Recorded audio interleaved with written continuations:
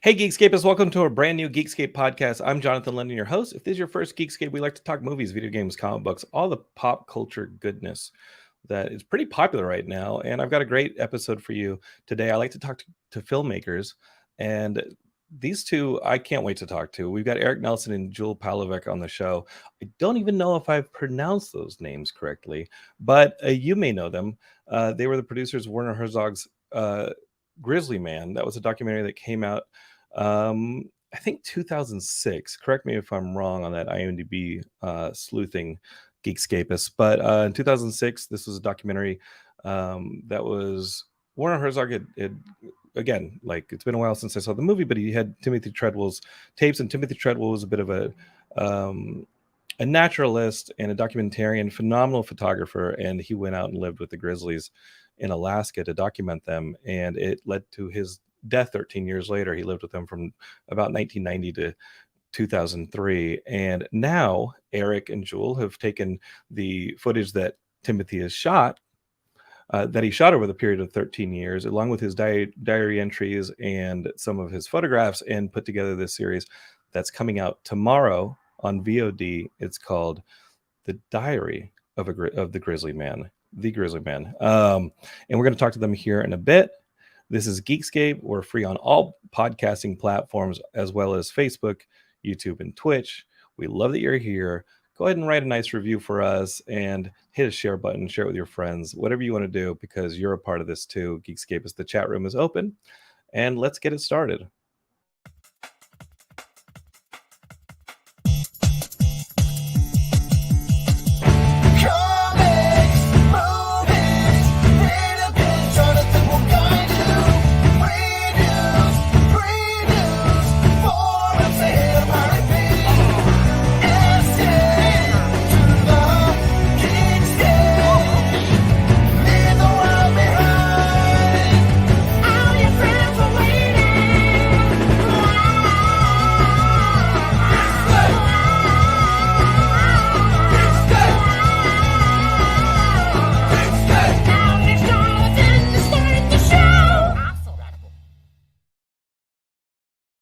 Hey, Geekscapists, welcome to a brand new Geekscape podcast, and let's get it going. We've got the Diary of the Grizzly Man producers, Erik Nelson and Jewel Palovak on the show. They're waiting in the wings, but I do want to remind you all to share the episode. Tell your friends, hey, the chat room's open. Let's get them going.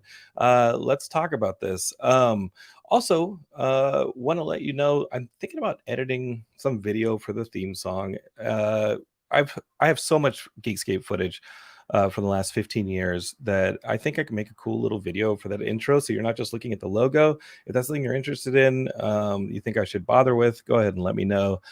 And then as soon as I set my sights on that, Steve Sabosley, who wrote that theme song, is like, we should get you a new theme song. So I don't know, do you want a new theme song? Should I edit video for that theme song? Let me know, especially if you're a video viewer. If you're a podcast listener, you're none the wiser. Maybe you're tired of the theme song, want me to have a new one. Please, your opinion's important to us here on Geekscape. It always has been. Real quick, before I bring in Erik and Jewel, I want to eulogize a couple of people who've lost, that we've lost. It's early 2022. I'm recording this on the 10th, and already we've lost a few people. Sidney Poitier, if y'all remember our short film that we made, Chasing Fletcher Allen, we actually had Sidney Poitier's cousin Damien Poitier acting in that film with us. You may know him, Avengers fans, as Joss Whedon's Thanos. He did the mocap for Thanos in those scenes that Joss Whedon did in the Avengers films, and that was Damien Poitier. And it turns out his cousin was Sidney Poitier, and he eulogized him very beautifully on his Instagram. So please look for Damien's Instagram, and he said some really beautiful things about his relationship with Sidney and how he realized that that he was his cousin, and how it really helped his pursuit of acting. That's a beautiful one.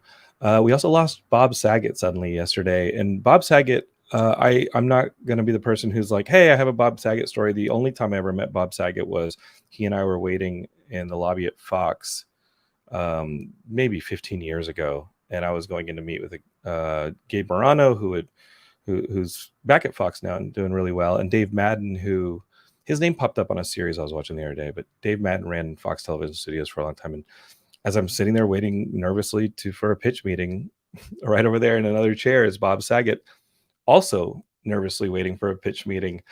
And I'm like, hey, how you doing? Because you're the only people in the lobby, and you say hi. You say hi. What's your story? Hey, what's your idea? And you kind of use the other person as maybe a warm up. But I just remember him being very incredibly kind and supportive in the 15 minutes that we had a little conversation about what our projects were, with our fingers crossed that maybe the big studio would have value in it. But what I hear from a lot of people is it just echoes that he was very kind and very supportive. And so rest in peace, Bob Saget.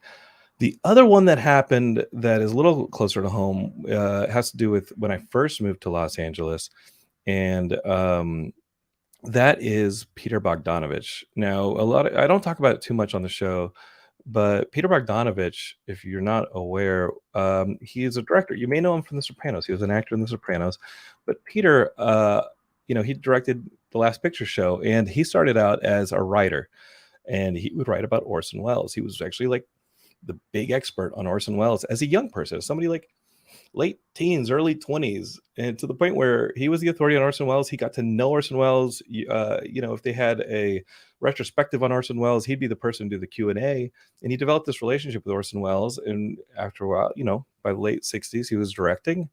And fast forward to late 2003, I think it was it would have been fall 2003. I'm just moved fresh to Los Angeles, and I'm a delivery person for a TV company here in the Valley called Von Zernick Sertner.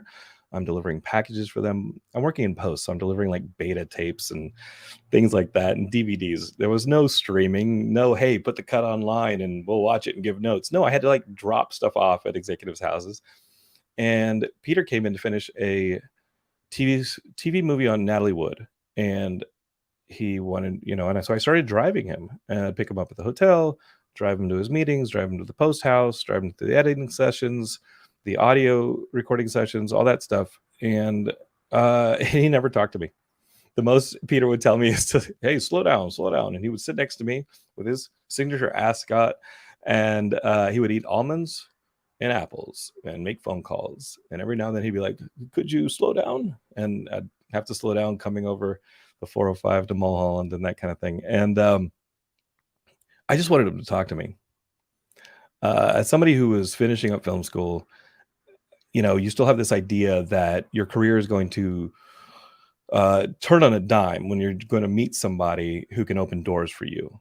And I thought that was Peter, right? Like you have this idea that your career isn't going to be the thing that you have to champion yourself and put together through a million different fights and struggles, and that ultimately you learn that you're the champion of your career in whatever field you're in, and that there really isn't that person that is going to be able to just open the doors for you. That's got to be you. And that whole week I'm sitting there thinking, I remember that this one week, and I'm sitting here thinking like, Peter's gonna like start talking to me. He's gonna realize that I have some creative genius, and he's gonna make phone calls, and I'm gonna here's the red carpet rolling out for my film career.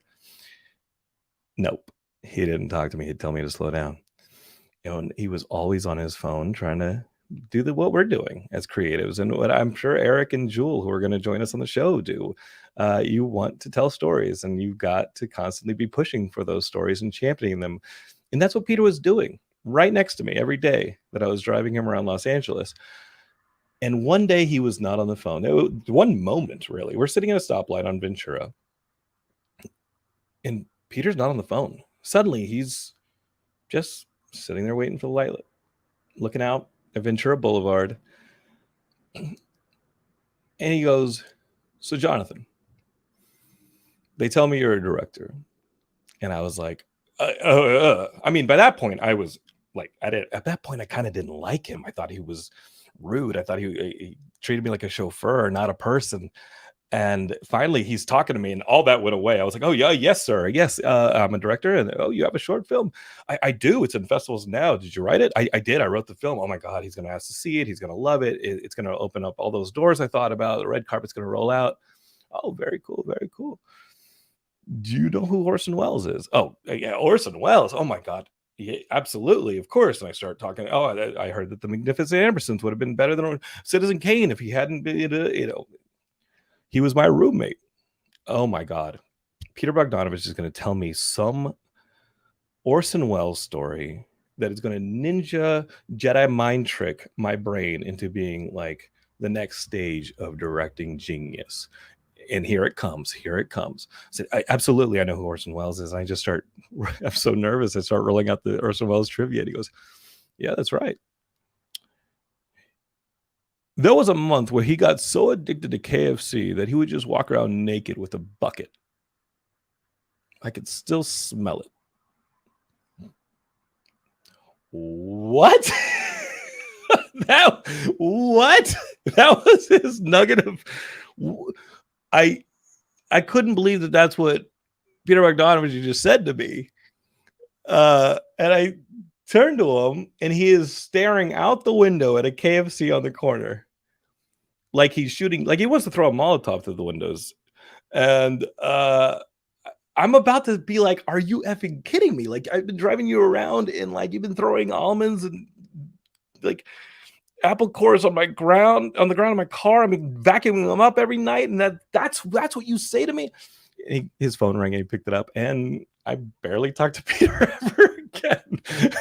So that's really my Peter Bogdanovich story. Is if I'm going to take a positive from it, and there's lots of positives to take from it, is that even as somebody who had an established career, he was always championing himself and pushing himself, and his work ethic was something that I was able to witness, and I'm grateful for that. The Orson Welles story, that one was tough. Well, that's Peter, and rest in peace. But we've got two filmmakers here waiting to join the show, so let's invite them. Here's Erik Nelson, if you're ready, Erik, and Jewel Palovak. And I want to know, Jewel, first off, am I pronouncing your name correctly? Yes, Jewel Palovak, you got it. Oh my goodness, thank you. And what if you just told me Orson Welles stories about eating KFC, walking around with a bucket of chicken for an entire month? Would you like me to do that? No. And I didn't want Peter to do it then either. Like, you idolize people when you enter this industry, and you idolize these people, and then that, if there's a lesson to be taken from it, it's his work ethic and the fact that he's incredibly human too. Yep, and it's also interesting. I mean, at least it's kind of better than Slow Down. Yeah, he did not like. And you know what? I'm kind of a really slow driver. I'm kind of a safety. My older brother was killed in a car accident. Like, I'm really paranoid of driving sometimes, and I was actually kind of like shocked that he was like, slow down. I was like, all right. Well, so how are you doing, Erik? I'm doing good. And quick before I forget, keep the audio, add the video to your open. Okay. Keep the audio, add the video. Yeah, I think I should cut something together. It's just a matter of editing and finding the time to edit something together. The song's great. I'd leave. Yeah, just keep the audio, add the video. Thank you so much, Erik. Erik, you both have a pretty extensive IMDb of documentary filmmaking. Erik, especially, you're still working very actively in creating some of these TV shows that we love watching. A lot of you've worked with National Geographic. There's a ton of documentary experience that you've got going back well before Grizzly Man. I mean, we're talking into the mid-90s. Is documentary always something that y'all were interested in? And talk about your partnership as well, and then we'll talk about Diary of the Grizzly Man. But how did y'all find each other? Okay, well, Grizzly Man, I started moving from television to feature documentaries with, wait for it, Grizzly Man in 2004 is I think when we did Grizzly Man. And I reached out to Jewel on behalf of a TV show. I thought that this would be a good television show. And Jewel was quite insistent that the material demanded more than an hour Discovery special. It demanded a feature project. Mm-hmm. And on a parallel track, I had met Herzog at a film festival, Jackson Hole Film Festival. And our office was my production company's office was on Ventura, not too far from where Werner lived up Laurel Canyon. So I invited him down just to avail himself of our facility. So he was kind of in our office. And at some point, the idea occurred to me to fuse Jewel's desire for a feature documentary with Werner's hanging around in our office. And I got the material to Werner, and he wanted to direct the documentary, which I, in fact, was going to direct whatever this project was. But when someone like Werner Herzog says, hey, I'd like to do this, resistance is futile. And the adventure began, and we filmed Grizzly Man Labor Day, started Labor Day, September of 2004, delivered a cut to Sundance mid-October, finished the film in December, and premiered it at the Sundance in January. So the whole thing came together very, very quickly. Wow. And Jewel, I met Jewel through this process, because Jewel was and remains in Timothy's posthumous partner. So anything in regards to Timothy Treadwell and the estate goes through Jewel, because they were partners in life and partners in death. Jewel, you can illuminate, I'm sure, more of that. Yeah. Oh, yeah, absolutely. I mean, I had been approached by many, many different facets to make a documentary, TV, film, all kinds of different things. And I know that, I mean, I knew of Werner Herzog. I'd seen some of his movies, some, you know, like everybody had. But when I thought about Timothy, God, the director's name escapes me right now, but the film is Burden of Dreams. Is it Les Blank. Les Blank, which is the making of Fitzcarraldo.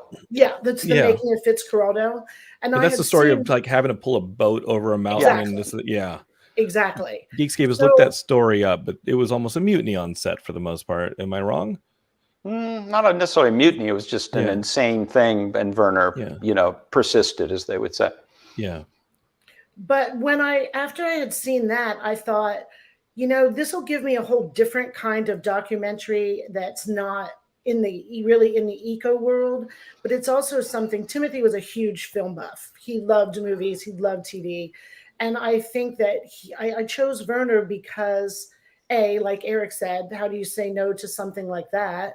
And also because I really felt like, from the documentary I'd seen about the making of Fitzcarraldo, that Werner and Timothy were kind of like kindred spirits, like someone who's never going to give up, someone who's going to figure out a way to do something, someone who's very charismatic.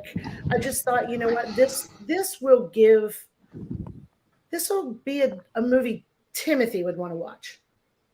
Let's put it that way. And that was that's how it came together. But Erik was the mastermind between trying to put us together and getting us together and making it possible for us to go out and film and get what we did. And Jewel, what was the process of compiling all of this footage? And really, like, how did you meet Timothy? And because when I posted about the episode, and I'm really excited to have y'all here, I feel like posthumously, Timothy's death was what people remember. It's like, oh, this is the guy who lived amongst grizzlies and they ate him. Like, what did you expect? And watching these 3 episodes of your series, which comes out this week, Geekscape, is Diaries of the Grizzly Man, I feel really showed a lot more about Timothy, in that I almost got like a Steve Irwin vibe about him. Like, he really celebrated these animals. He really loved his life. He really loved being there. There's one point where he said, hey, back in the city, I've got a nice apartment. I can ride my motorcycle, but out here is where I feel alive, and with these animals that I would die for. And watching 3 hours of Timothy's almost completely uncut tapes, like y'all did a really good job of not adding too much to them, right? Like you let them speak for themselves. Yeah. I think these 3 hours gave me a better representation, a cleaner representation than what we were building towards in the 2-hour Grizzly Man. And that is its own thing. This is correct. This is a different thing. Well, Grizzly Man is really the making of the Grizzly Man Diaries in some ways. It's Werner Herzog's take on what Treadwell was doing out there. And it's a film where it's a debate between Treadwell's concept of nature and Herzog's dystopian kind of nature. So it's a conversation and a making of and a biofilm. And the Grizzly Man Diaries is Timothy, the film he was trying to make, to the best that we could put it together. And I'm glad it seems unmediated and seems raw, but in fact, it took an awful lot of time to cull through 100 hours of footage and kind of let the stories speak for themselves without any editorial intrusion, just sort of gentle guidance.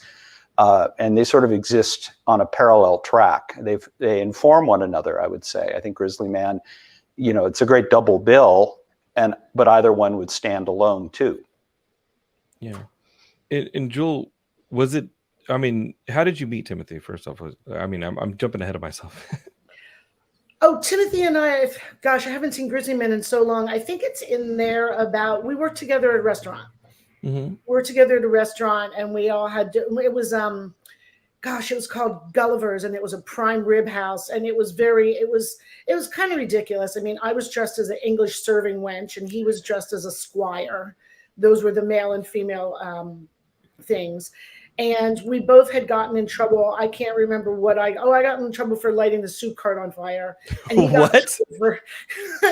I didn't mean to. It was a restaurant where you did tableside service. So we had like a soup every night, and someone had spilled some, I guess it's like a sterno on the tablecloth.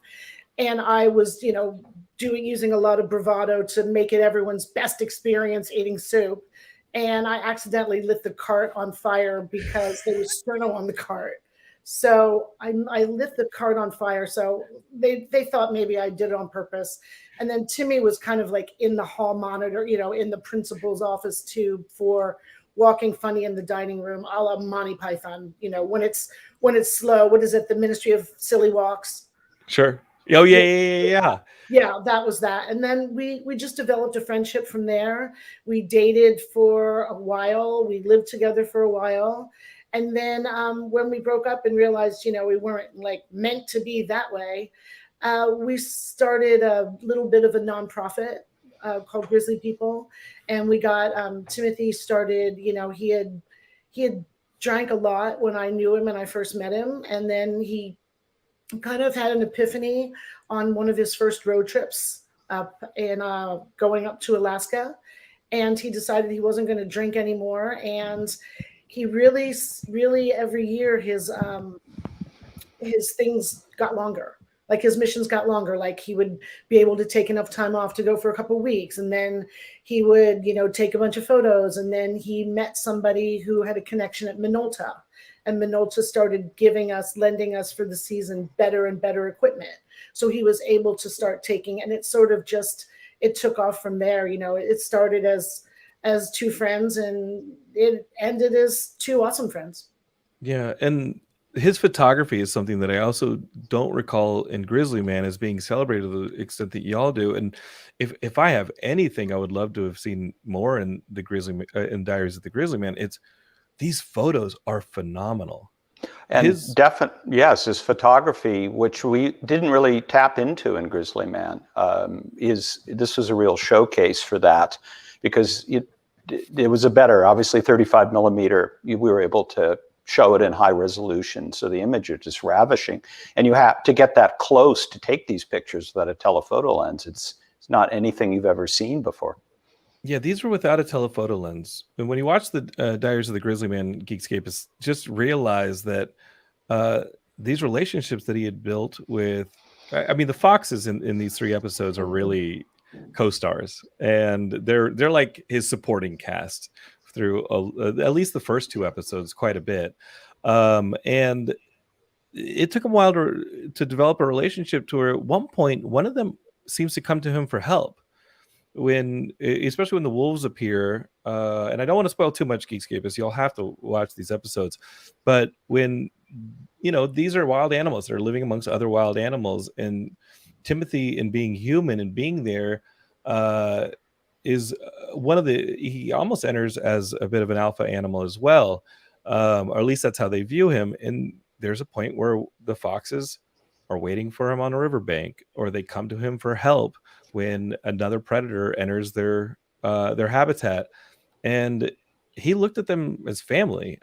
Jewel, as you started to see how your company was progressing, and as each summer Timothy was continuing to be out there for longer and longer periods, where were you on that journey?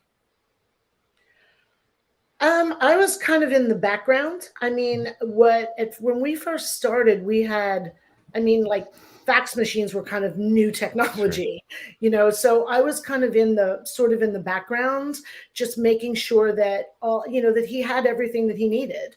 I For mean, educational purposes, or to for try and, educational yeah. purposes and to be able to gather his stuff. I mean, he had a bug in his lens once, and like a physical bug. So I, called Minolta, and they schooled me on, well, there's no bugs in our lenses. They're state of the art and everything else. I know there's actually bugs in there, like real bugs.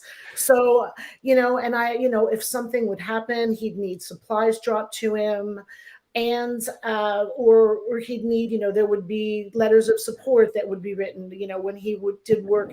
I mean, Grizzly Man had some hardcore stuff with the Park Service, but for most of his time, he really did have a great relationship with them. But I was, like I said, kind of behind the scenes. We finally ended up getting a satellite phone, so that made life a little more easy. And it was kind of, at first I thought, wow, it would be kind of fun to go and see this. But even though I knew exactly what to do in theory around a big animal like that, I never really trusted myself, not to turn and run. And Sure. since, when we filmed Grizzly Man, I realized, okay, I didn't turn and run. I was good. But, I mean, he would send me miniature, like audio tapes, little cassette tapes. And he'd be like, I've been wet for 3 weeks. My side of my face is swollen up because of some kind of spider bit me. The flies are terrible. And, I love a good wilderness adventure, but I sure do like that hotel at the end of the day. So I stayed in the background happily. And that's where you are physically, as his friend and as his as his, as the person who's working with him to get these educational materials out. And really your purpose was education about the wildlife. There's a big anti-poaching message in parts of these episodes. Mm-hmm. There's a preservation naturalism aspect to all this. As his friend, watching him go out there for longer and longer periods of time, where were you on that journey? Where were you in at any point were you saying, okay, like Timothy, I think we got what we needed, and maybe let's press the pavement a little bit more with all the materials and see what we can do through the bureaucracy of preservation and the Park Service on this end? I think, we started reaching more and more children and people every year, but I think it's not that he was very well aware of the fact that, he was in a dangerous spot. And he also, although the man never wanted to admit it, everybody's getting older, and how long can you really be out there? How long can you really be able to get all of the footage? So I think that, he definitely wanted to keep going and going with as much as he could and stockpile as much as he could. And also, like I mentioned, that he had been an alcoholic, and he had drank a lot and had trouble, and good or bad, he was an adrenaline junkie at the end of the day. And this really fueled, it fueled, maybe if you want to call them demons, if you want to call them, addiction. He became a little bit addicted to his life among the bears, and thought that, he could definitely end up doing more good with the more footage and the more photos that he garnered. Mm-hmm. And Erik, wouldn't you? I mean, how do you even begin to take 13 years of material? Maybe with Jules' guidance, and I don't know what the process was of cataloging each of all this stuff every winter, every year. But what's the process of putting this together and forming a different narrative than Grizzly Man? Because Grizzly Man has had such an impact. Like, you're now doing this without Werner, and you're making it kind of, as producers, your film or your series, trying to echo what Timothy would do as a director. Working with multiple ghosts, the ghosts of the Grizzly Man film, the ghosts of Timothy, as a storyteller. How do you two go about putting together these 3 episodes? Because it would seem like those would always be present. No? Well, Grizzly Man was a very collaborative process. So what informed Grizzly Man also informed the Grizzly Man diaries. And Werner was very clear when we started Grizzly Man. He didn't care for beautiful nature. He did not want to see nature or cute animal stories. He wanted to see Treadwell. He wanted to see Treadwell, in extremis, if you will. So when we logged the material for Grizzly Man, we gave Werner, out of the 100 hours or so, we had a team of people going through the footage who boiled down the 100 hours to about 10 hours of material that emphasized more Treadwell's journey and Treadwell being Treadwell. Man versus nature. Man versus nature. But and that became Grizzly Man, and everyone was completely on board with that.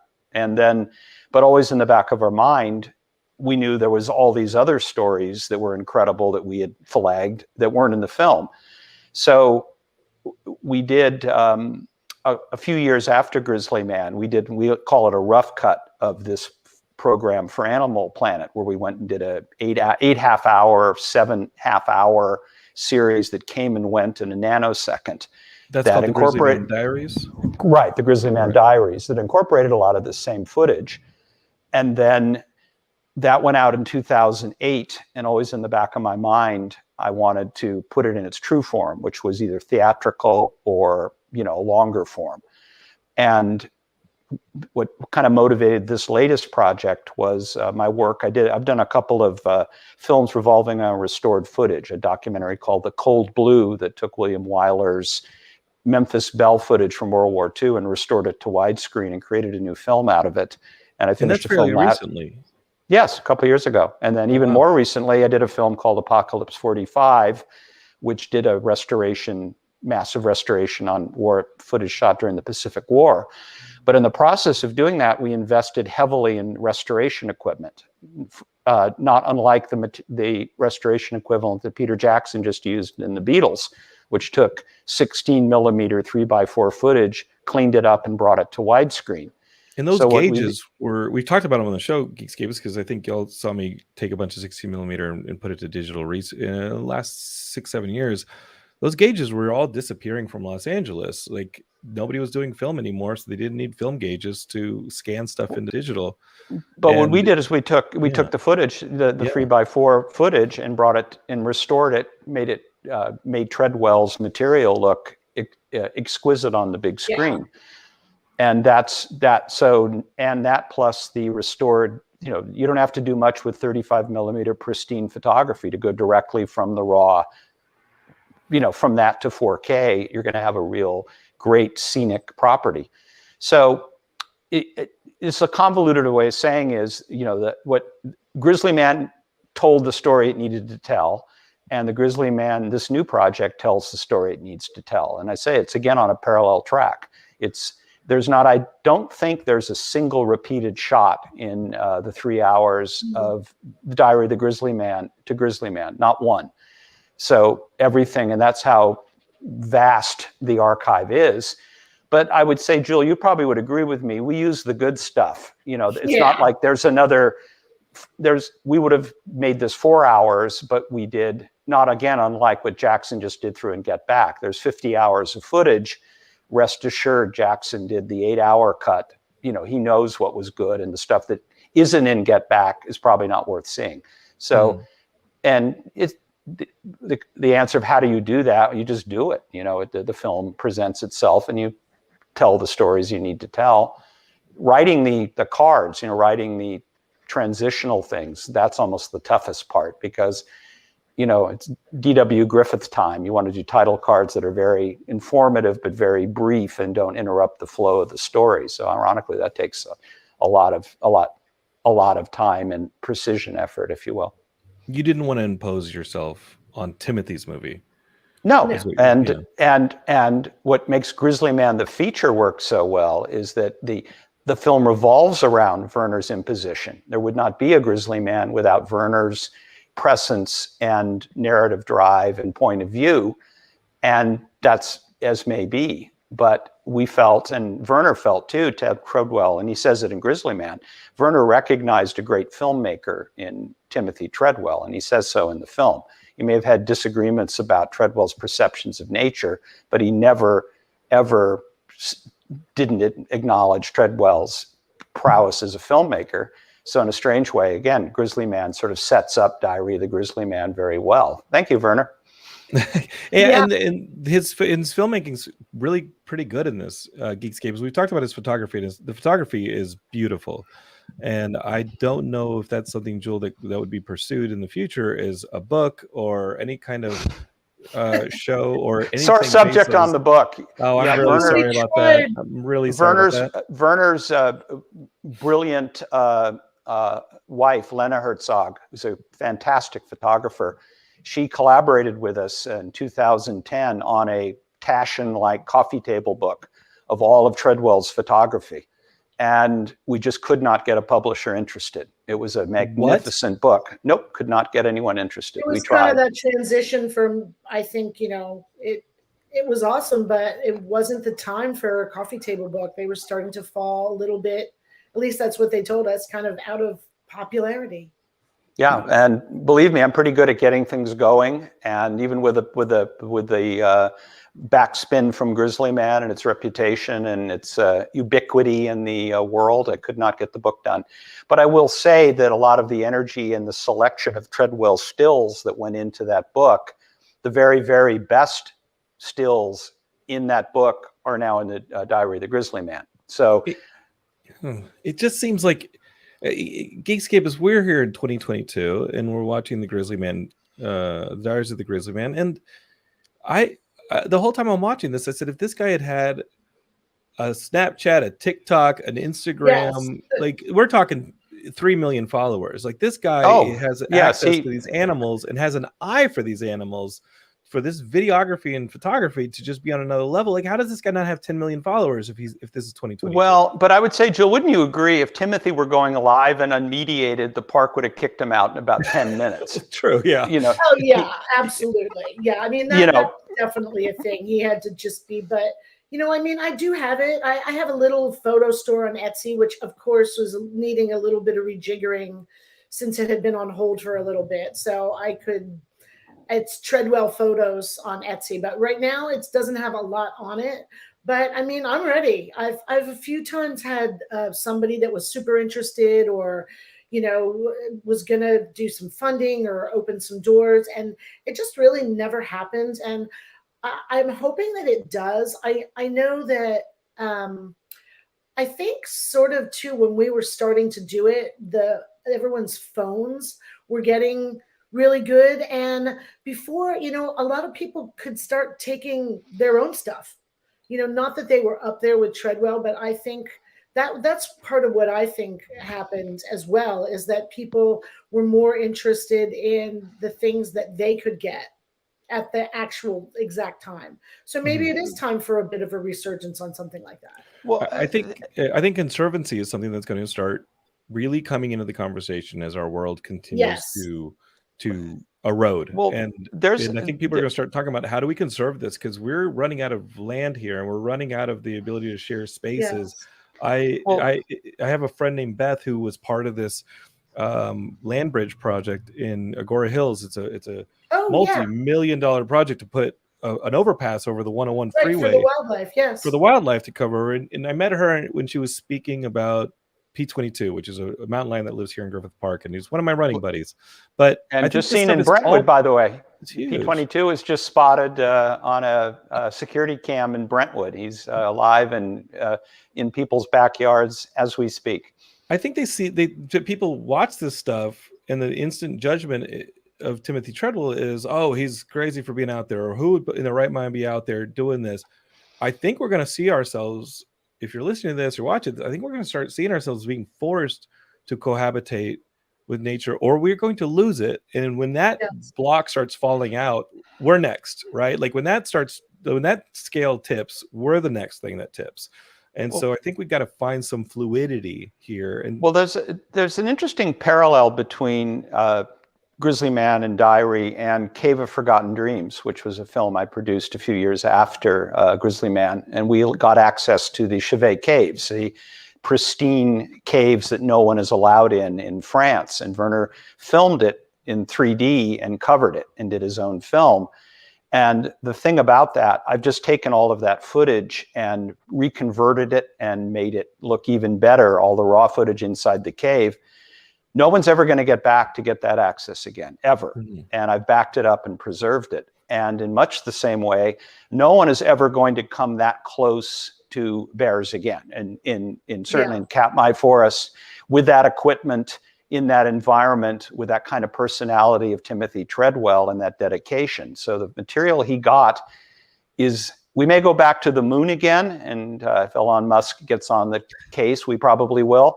But I don't think you're going to get footage like that, or still photography like that of those animals ever again, which again was one of our imperatives to do this project, was to get a showcase for it. So it's all there. You can go to Apple starting tomorrow. You can go to Amazon Prime and watch it and see it and live in it and immerse yourself in it. And it's always going to be there. And it's as good as we can make it quality-wise. And I felt personally that we owed it to Treadwell. He gave his life to capture this material, and it needed to be preserved and upgraded and put in a showcase. It really was. You probably know this. You know, there's not a lot of money in anything these days, but it's important to have it out there, and good work will find its way. And I felt we owed, Jewel and I both profited in a lot of ways, you know, from Grizzly Man, but we felt this was left on the table, and this was what Timothy and his work deserved. And as you say, is a message for conservation. It makes a, without us saying a statement, author's message, blink, blink, blink. This is the point of this. I think anyone gets the point across about the uniqueness and the sublime nature of what Treadwell was encountering up there. And they're still up there, God forbid, global warming permitting, and any Sarah Palin inspired pipeline plans go. Hunting from helicopters like this. I mean, there's some psycho stuff. That's pretty gross. It's on another level of grossness. And you do see some of that. Geekscape is in this series. You'll see Timothy witness the encroachment of nature or of man on this habitat. You actually see him come across a possible poacher's campground where, I mean, you know, after they'd exited it, and you can tell that this breaks his heart. You know, this goes back to the very beginning of documentary filmmaking. I mean, this is Nanook of the North, the preservation of the disappearance of the natural world. Except, unlike Nanook of the North, like Timothy's no not staging. he's not staging anything. We didn't. No reenactments here. No half igloos. No wait for me to get on the other side of the hill for you to come back on the other side. Like, there's no staging here. No, there isn't. And if there was any staging or there was any artifice, that's what was in Grizzly Man. And there wasn't, but had there been, we would have, because again, Grizzly Man's the making of, you know, how careful he was for his camera placement. He would do multiple takes. You know, Grizzly Man showed all of that making of process, and it vouches for Timothy's integrity. You know, he may have done multiple takes of his quote stand-ups, but he didn't fake, you know, when the camera is right up the muzzle of a bear, that is not a reenactment. Yeah. And there's one wonderful part where he's trying to get a fox to behave so that he can get the take, and that's amusing. There's one part where he actually is being harassed by part of the wildlife, and I find it hilarious and amusing because the weasels and stuff. The weasel scene. Yeah. I don't want to spoil too much for the Geekscape, is because there are some really great narratives there. There's a beautiful narrative about a mother bear in episode 2, I believe, a mother bear and her 3 cubs. And just, I mean, when Timothy says that 60% of these animals, these grizzlies, don't make it past the second year, third year, I mean, and that's just in nature. When you just see it, when one of these animals get injured, the alpha animals come out and they see that animal as a source of protein now, even though it's cannibalism, a bear eating another bear. If that bear is injured and you need sustenance to get you through the winter, you're gonna pounce on that thing. And watching some of these relationships, summer in, summer out, of these bears and how they grow, is kind of something that we got in this Diary of the Grizzly Man that we don't get in Herzog's. I also feel like in Grizzly Man, Timothy shares a co-star billing with Werner. It's about what Werner's obsessed with. It's a conversation. It's a it's a dialogue between the two of them, two filmmakers with two opposing or not necessarily opposing, very different views of nature in a conversation back and forth. And that was very deliberately part of the structure of Grizzly Man. And that's what gives the film its power and its uniqueness, because, and only Werner could have pulled that off.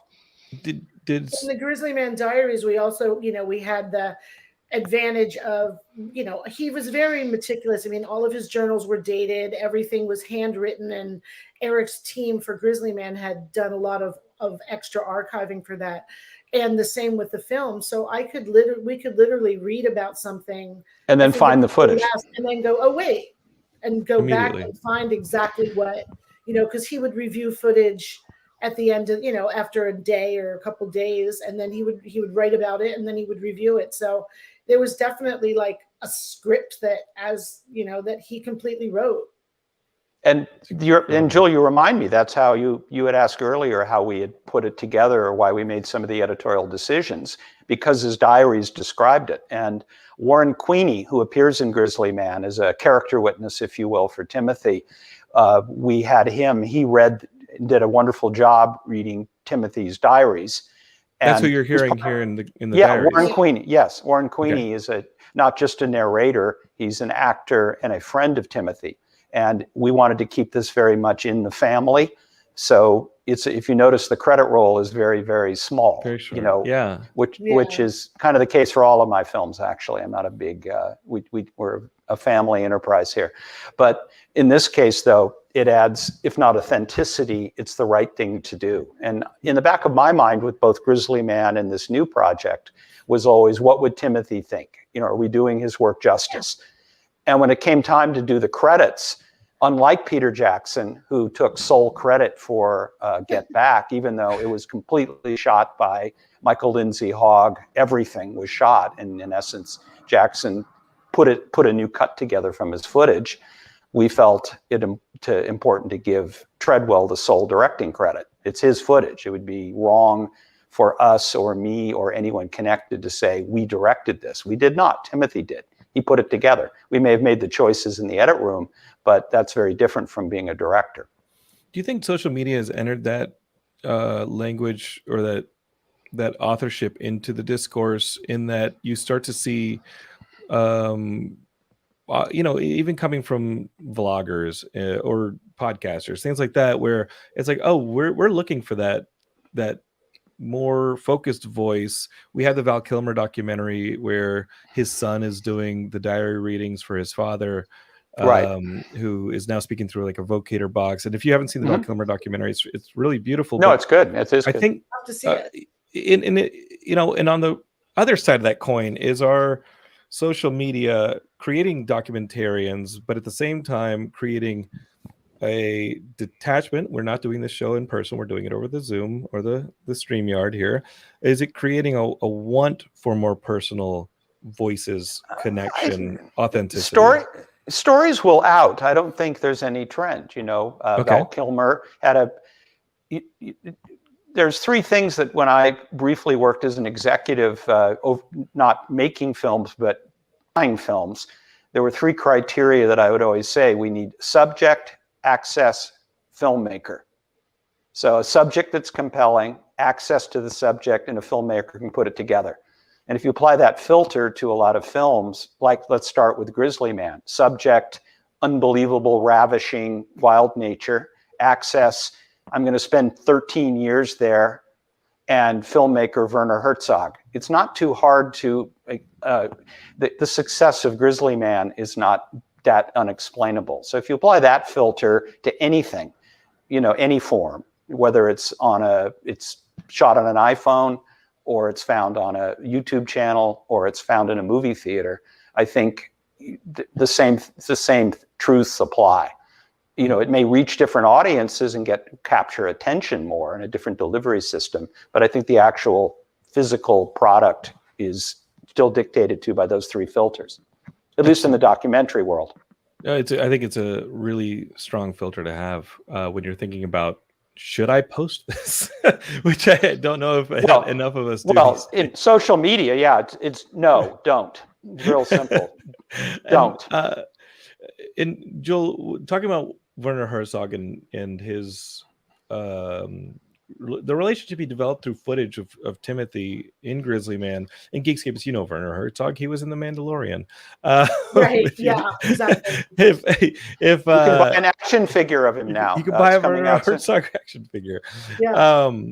Do you think that it dominated the discourse posthumously of Timothy? The fact that in Grizzly Man, Werner was able to have this discourse with Timothy, and then that people adopted Werner's approach to what Timothy was doing versus Timothy's approach to what Timothy was doing, because I feel like the Diary of the Grizzly Man gives me Timothy's approach to what Timothy was doing, and in many ways celebrates his life, even when he's aware multiple times during the series that this might be what brings about its end.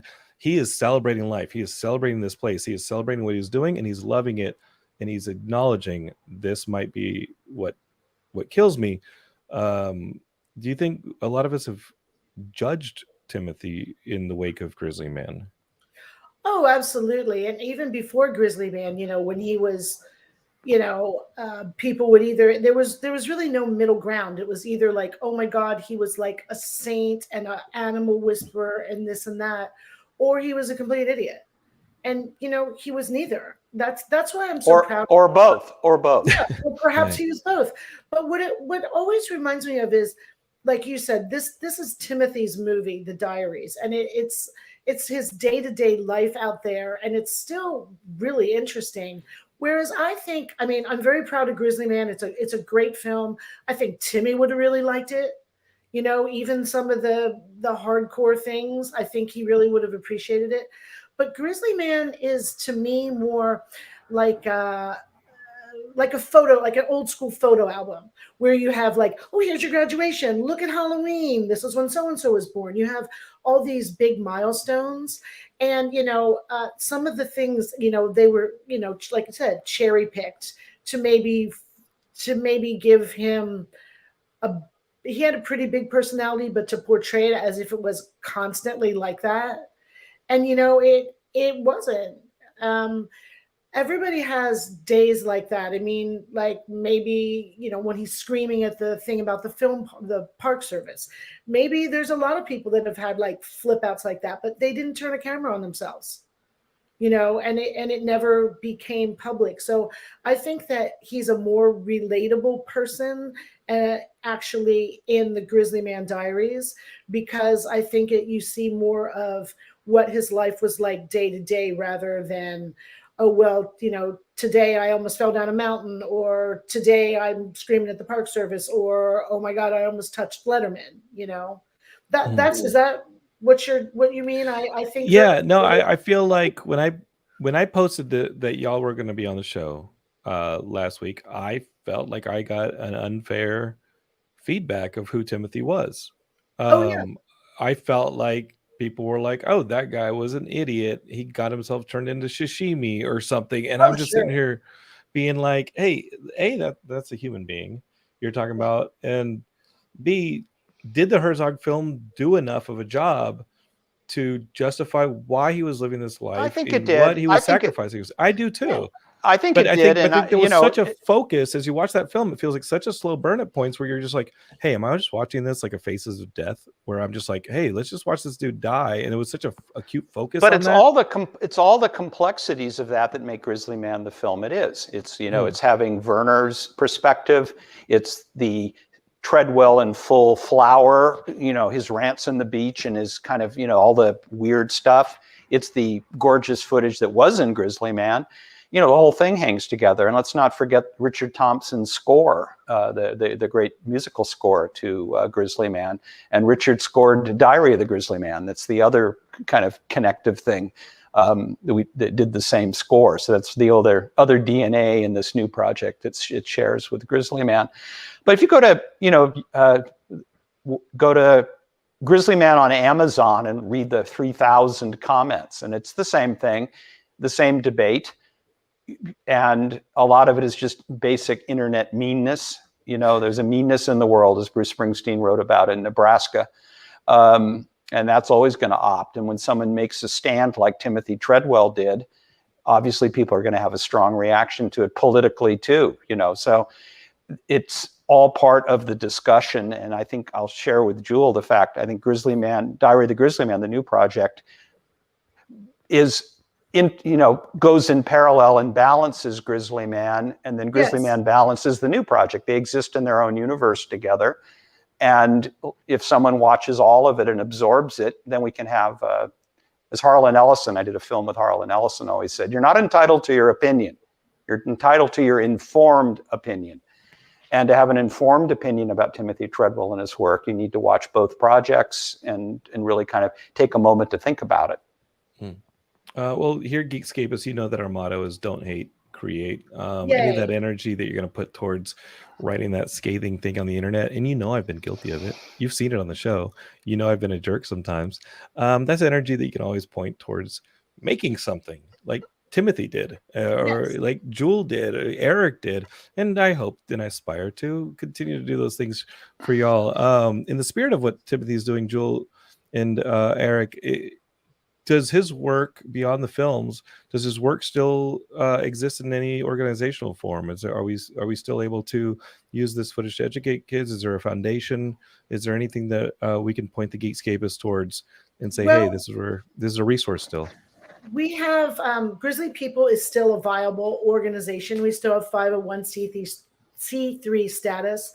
However, we really do need to, we're starting now to try and develop things for the modern student, and realize that there's not a lot of, even the in-person learning now, there's not a lot of money out there anymore for field trips. There's not a lot of money for art. So really we have to change as an organization and put together something that's a little bit more viable for this generation. And, to your point, what you were talking about with the bridge that's going over the freeway, Timmy's biggest message to students was, these are public lands. They are yours in essence. And you can learn to be a good steward of your planet. So right now we're really trying to figure out in this scope of life where there's so many humans that are hurting and so many people that have to reorganize, how to best reorganize people, younger people's minds towards conservation and towards learning online. And I know Erik's footage, it's so fortunate that he was able to redo everything because it really looks great. I mean, it was filmed with such a, what was it, a Sony DCR VX1000. It was like the first 3-chip consumer camera. Mm-hmm. So I think now with stuff like that in hands and maybe a little more, for a new generation, bringing Treadwell to the forefront, I think that Grizzly People in the next few years will be able to move on in a really positive direction. Well, let us know here at Geekscape where we can point the eyeballs, where we can point the reading, and keep pushing that forward. Because like I said earlier, Geekscape, this is something that as we go into the next 15 years of Geekscape, I think that the conservation effort, I just spent the last weekend on Catalina Island doing a race to benefit the conservation out there in Avalon. This is something that we're all going to be really dealing with in an immediate, if you're looking at things like Katrina and these different shifting weather patterns based on the global warming, we're really going to have to start fighting this fight, people. Well, as the great filmmaker Ed Wood said, God help us in the future where you and I will spend the rest of our lives. Well, Erik, I got to tell you, I'm looking forward to the John Ford project that you're working on. Is it out? It's on Discovery Plus. I was talking about Ford at Pearl, the one where Ford at Pearl. That's what I'm looking forward to. Ford at Pearl is on Discovery Plus, along with Terran Glory 1945 is the title of Terran Glory 1945 on Discovery Plus, and The Cold Blue is on HBO Max, so you can see that there. And obviously, most importantly for our purposes today, Diary of the Grizzly Man is out, or will be out by the time everyone catches up with us. And you can get it very easily, iTunes, Amazon. It's just go grab it, rent it, download it. But my only recommendation, put it on the biggest screen you can in the dark with a sound up. It really requires that kind of immersion, I think. And pair it with Grizzly Man. Sure. Erik said, get both sides of this conversation, get the whole view. Absolutely. Of it, get the informed conversation. We love celebrating documentaries here on Geekscapists. We had our friend Nick Scown, who just the Comedy After 9/11 documentary on, and y'all know that we produced Doc of the Dead and other documentaries here at Geekscape. We put documentary pieces up on our YouTube channel. So this is something that we really believe in. So thank you both for being a part of it. A pleasure. Erik and Jewel. I had so much fun having y'all. And Geekscapists, if you have any questions, anything, send me an email, jonathan@geekscape.net. You can find us anywhere you can find Geekscape, but on the socials, just search for Geekscape, you'll find us. And please share us with our friends. Well, if they're our friends, they already know about us, but share us with your friends, because we'd like to put a little positivity and creation out there. Any last words where they can find more work? No, I'm Jewel. I just think Grizzly People. You just find it on the web. Everyone knows where HBO Max is. Discovery Plus. Apple is ubiquitous, and it's called Diary of the Grizzly Man. Enjoy. Thank you both so much for being my guests, and Geekscapists will see y'all next week. Thank you. Don't hate, create.